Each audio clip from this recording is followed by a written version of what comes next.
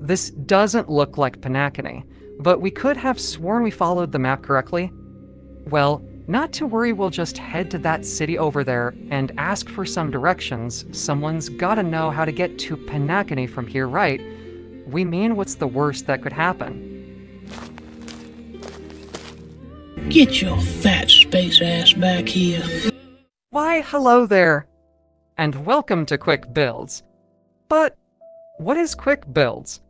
Well, if you're anything like us, firstly, we're sorry, and secondly, you like to build multiple different characters when playing a game, and in our particularly dire case, plan them out thoroughly using pen and paper, which often leaves you coming out with different variations of the same character. This Quick Build series is designed to provide you all with the bare bones blueprint of all our research and ideas for various characters on various games, so that you can then use them to either inspire your own creations or follow alongside if you're not quite that adept yet. In these videos, we will cover stats, armor, weapons, everything you need to have a unique experience with your chosen game. So let's kick it off with a build from Dungeons & Dragons 5e edition that has been adapted for use in Baldur's Gate 3. So without further ado, let's get into the Order of Scribes Wizard. So before we get into building our own Scribes Wizard, we need to understand their kit and what makes them so unique in the D&D universe. Order of Scribes Wizards specialize in quickly copying spells into their spellbooks, which is, simply put, BG3 version of spell sculpting granted by the wizard class at level 1. They can also modify spell damage types, which, while it proved a challenge, we have ways this can be pulled off in-game by using a combination of a certain skill and certain staff. On top of that, Order of Scribes Wizards also gain tactical advantage during combat or exploration, which we will mimic through a clever use of certain spells and cantrips.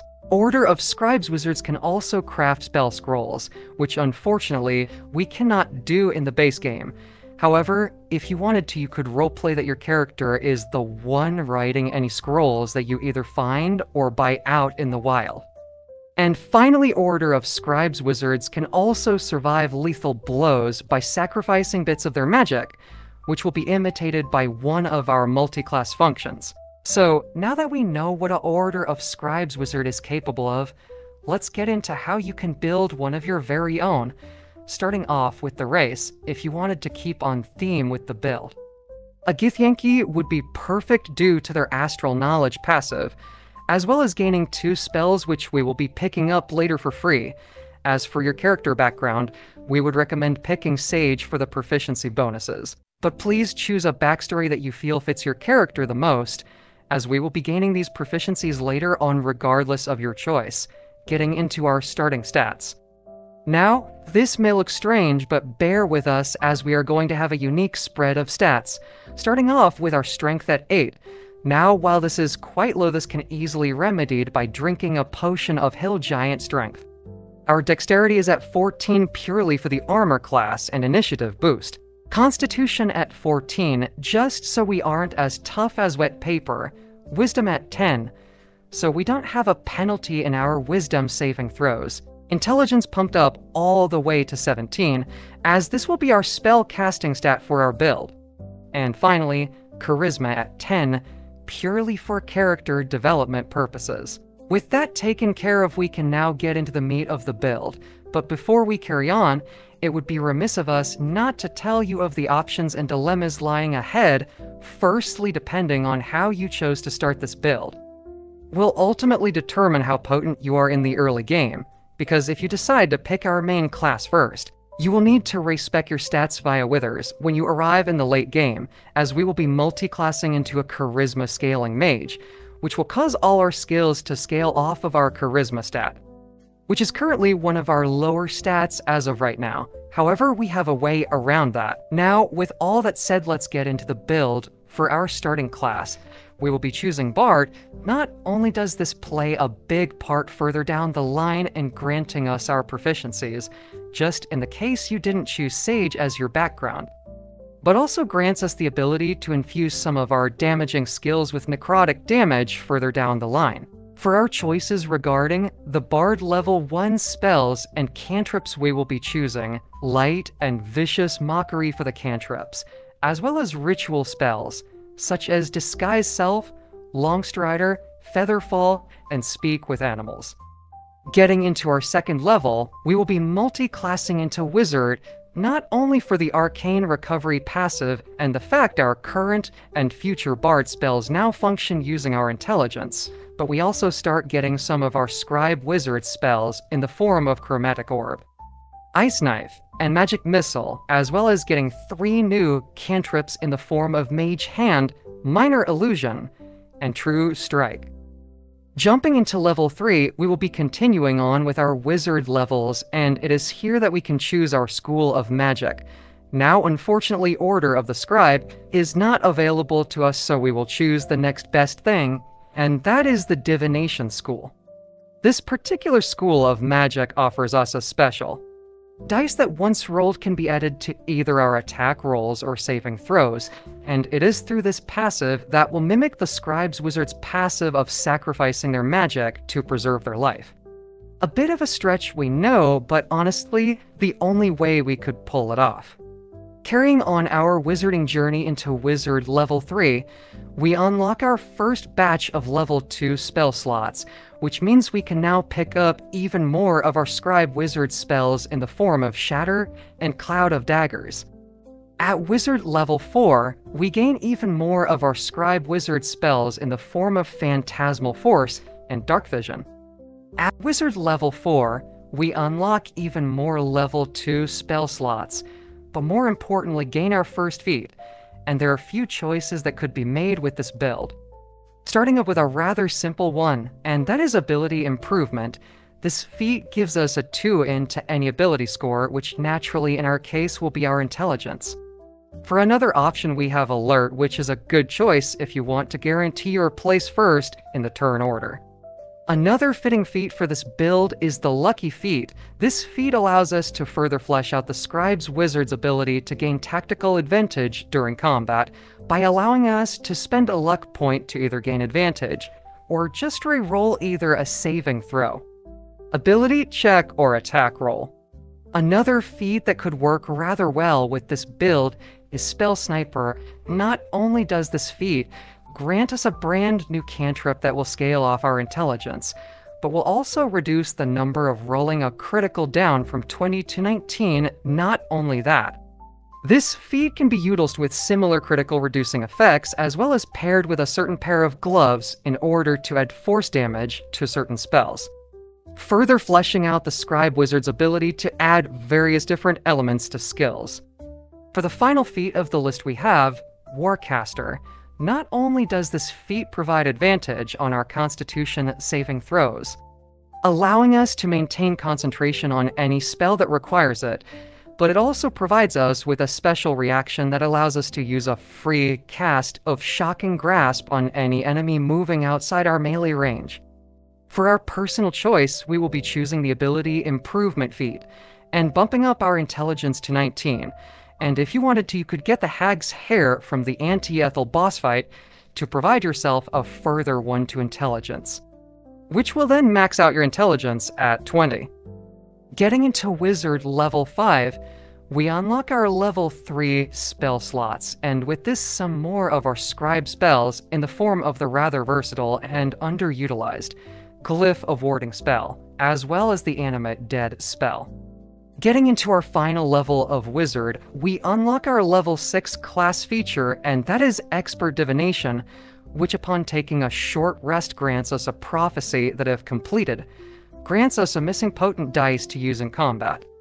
Now, the reason we picked up this feature was to mimic the wish ability the Order of Scribes Wizard gains while leveling in Dungeons & Dragons, and the only other way to mimic such an ability is by leveling Cleric to level 10 and unlocking the Divine Intervention ability, which literally grants the player a wish once per campaign from their chosen god, but opted against it as that seems like to many wasted level for a one-time use power.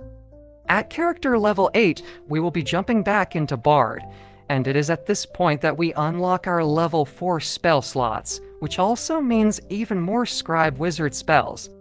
But unfortunately, due to us multi-classing, we can't learn them organically, so we will be learning the following spells from scrolls. And those are Blight, Ice Storm, and Phantasmal Killer. At character level 9, we unlock our Bard subclass, and to no shock to anyone, we will be choosing the College of Lore, which not only grants us even more proficiencies for this build, but also the cutting words reaction, allowing us to inflict a penalty to an enemy's saving throw, ability check, or attack roll. At character level 10, we now have 2 level 5 spell slots available for us to use, so we are going to learn some more Scribe Wizard spells from scrolls in the form of Cloud Kill and Cone of Cold. At character level 11, we unlock our only level 6 spell slot of the game, which also means we can learn some more Scribe Wizard spells from our scrolls, and those are Chain Lightning and Sunbeam. And finally, at character level 12, we unlock our Bard multiclass feature, and that is Magical Secrets. This subclass feature allows us to learn any spell, from any class up to a level 3 spell slot, and we will be choosing both Hex and Eldritch Blast.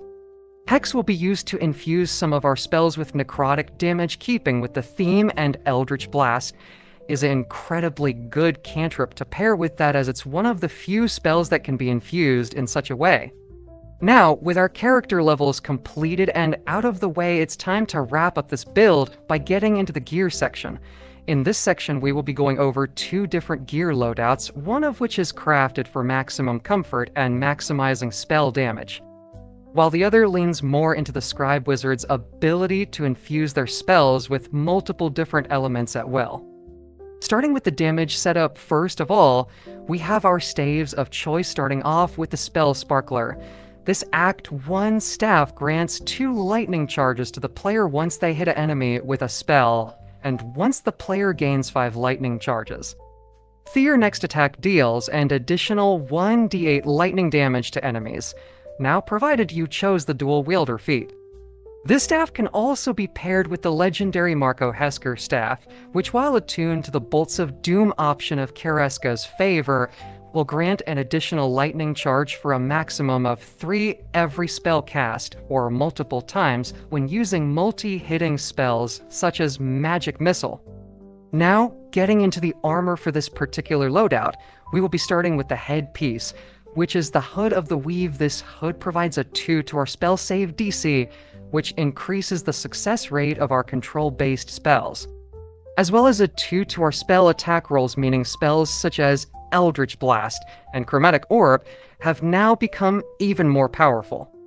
For the chest piece, we are going with the Robe of the Weave. Not only does this chest piece further increase our spells save DC and spell attack rolls, but also grants us a 2 to our armor class, making us just a tad more sturdier in a fight, but also provides a handy passive that heals us for 1d6 health every time we succeed a saving throw against a spell. For the gloves, we have the rather potent Daredevil gloves.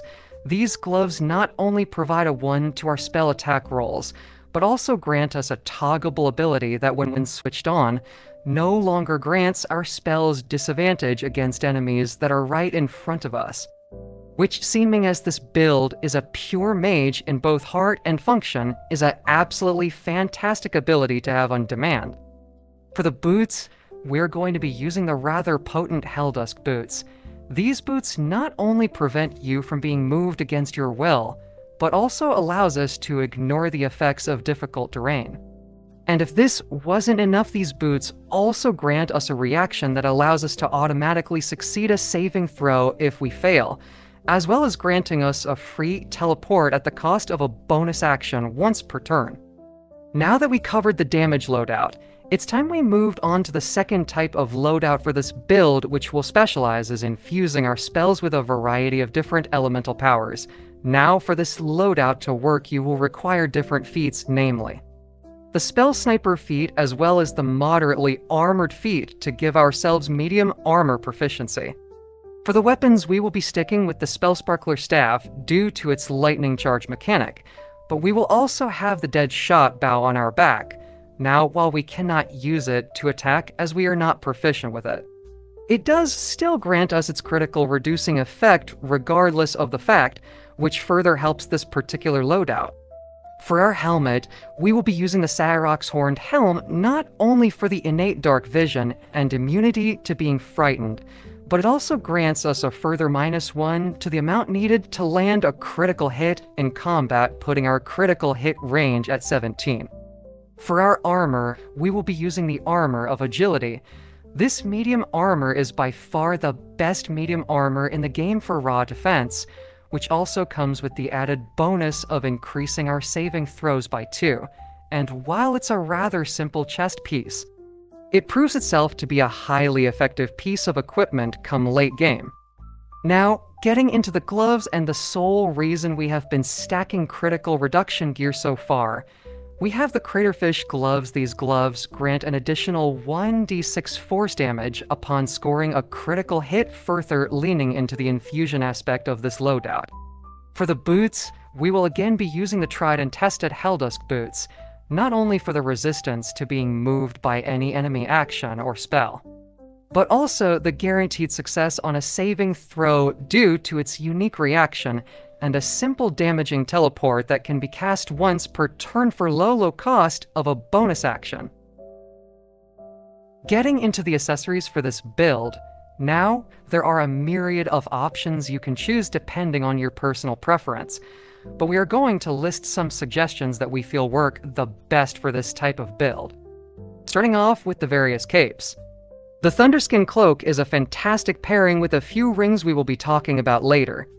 The Cloak of the Weave is perfect for upfront bonuses to our spells, as well as granting an ability once per short rest in which we can absorb a certain element and unleash it during our next attack.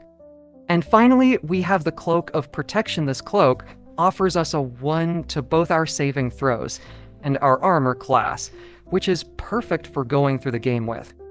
Getting into the amulets, we have 3 very solid choices for this build, depending on the loadout you are going to use.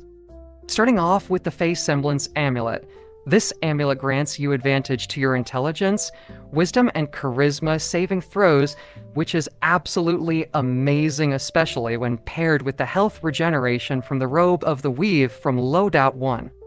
For the second option, we have the Spine Shudder Amulet. When we deal damage with a ranged spell attack, we inflict reverberation for 2 turns on a target, and much like lightning charges, this stacks up to 5, and then grants us bonus thunder damage to our spells, further leaning into the spell infusion aspect of Loadout 2. And finally, we have the Amulet of Greater Health. This amulet simply gives you much more health by setting your Constitution to 24, which is perfect for either loadouts. And for the final section of this build, we have the rings. And we're going to start off with a comfortable choice, and that is the Ring of Regeneration. This ring restores 1d4 health every turn, further increasing your survivability, and thanks to that, it's a solid choice on either loadout. Next up, we have the Killer's Sweetheart, and when a character with this ring kills an enemy, they gain a guaranteed critical hit, which is then banked as a usable reaction, which the user can then unleash at will. Which, while it can only be used on a long rest, it can prove quite effective if an enemy is at low health and needs to be taken out of the fight, and while both loadouts can make use of this. Loadout 2 gains a lot more out of this ring than Loadout 1 does. Next up, we have the Risky Ring. This ring gives us advantage on our attack rolls, which means we roll 2 dice when we attack, and use the highest result rolled, which is perfect for loadout to this ring, does give us disadvantage on our saving throws, however, thanks to our Face Semblance Amulet. Our Helldusk boots, or even our Divination subclass feature, we won't be burdened too greatly by this downside, making it a very powerful choice. For the next ring, we have the Ring of Protection. This Act 1 ring can work on either loadout, as it's 1 bonus to armor class, and saving throws are universally useful regardless of which loadout utilizes it. And finally, we have a pair of rings which would work perfectly with Loadout 2, and those are the Rings of Mental Inhibition and the Ring of Spiteful Thunder. These 2 rings work remarkably well together. as when we deal thunder damage as a result of our reverberation stacks, or just use the thunder version of Chromatic Orb and shatter against an enemy with reverberation, that target will then become dazed if it doesn't succeed a Constitution saving throw. And as a result of being dazed, they will also gain mental fatigue for 2 turns as a result of the Ring of Mental Inhibition, which if it is at 5 stacks and the enemy fails either a Wisdom, Intelligence, or Charisma saving throw, they then take 1d4 psychic damage, which again is further leaning into the Scribes Wizard's infusion ability we tried to capture in Loadout 2. And with that out of the way, the end result ends up being a very interesting switch-up on the standard wizard archetype currently in game, as not only does this wizard use their spell slots, but also the various different scrolls that they scribed by their own hand, making a very interesting playstyle as an end result. Especially when you start adding the infusion aspect from various different sources. Things quickly get quite chaotic as you somewhat have to time the proccing of the various elemental effects depending on your current combat situation. Or just throwing caution to the wind and infusing your Chromatic Orb or Eldritch Blast with every element under the sun just for a giggle. But regardless of your choice, enjoy the build, and that will be all from us today. Let us know how you would approach this type of build in the comments below. And until next time, take care, stay safe, and we'll see you all next time.